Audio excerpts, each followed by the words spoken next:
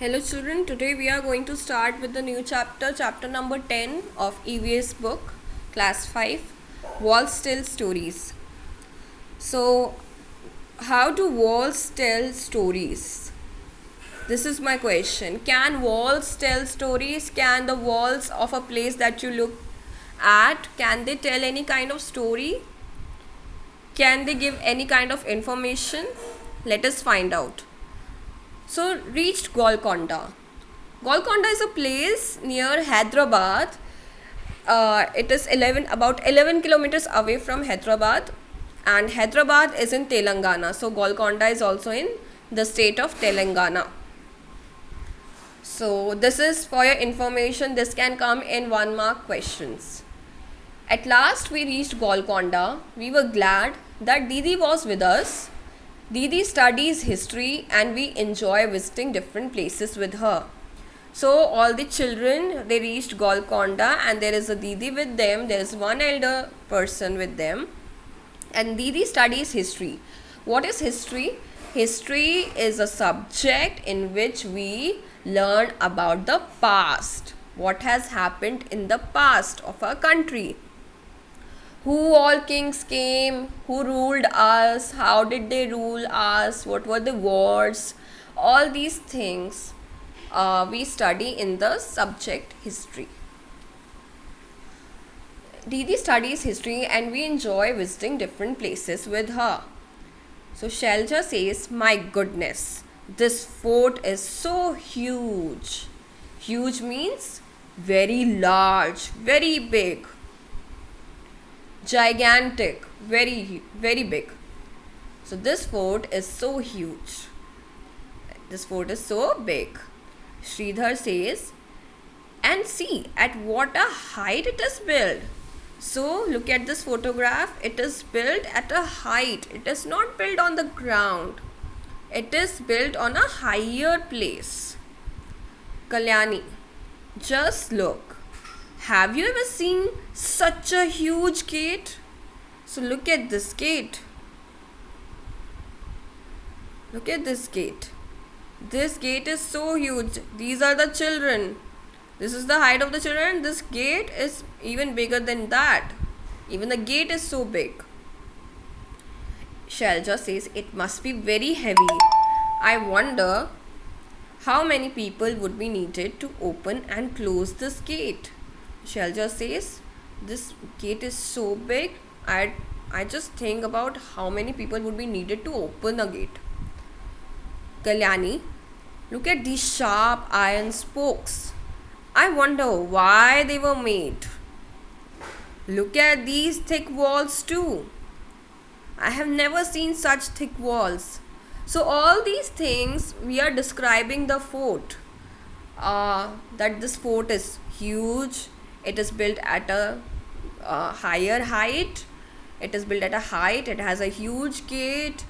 It has sharp iron spokes. It has thick walls. Then at some places a part of the wall comes out in a round shape. I wonder why. Didi explains these are called bastions or burj.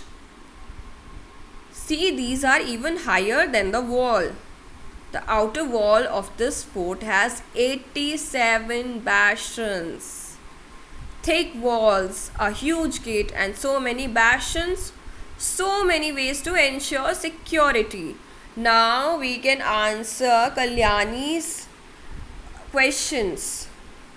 These iron spokes are there for security, and also these thick walls and bastions are there for security. The walls come out in round shape, that are called bastions or burj. What did we find inside the fort? Now they are getting inside the fort. All these things they were saying when they were outside the fort. Now they are going to go inside.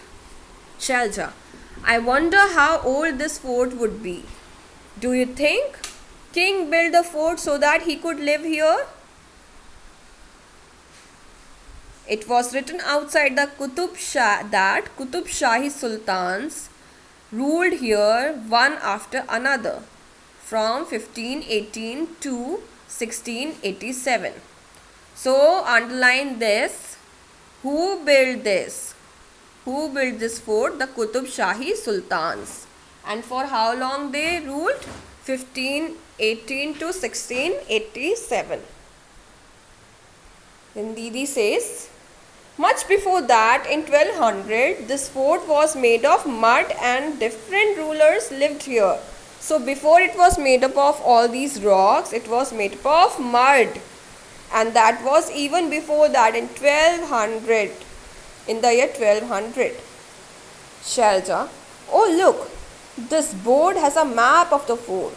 So when you go inside that fort, you will find the map of the fort. All the things, what are the things there inside the fort? This map shows so many gardens, fields and factories.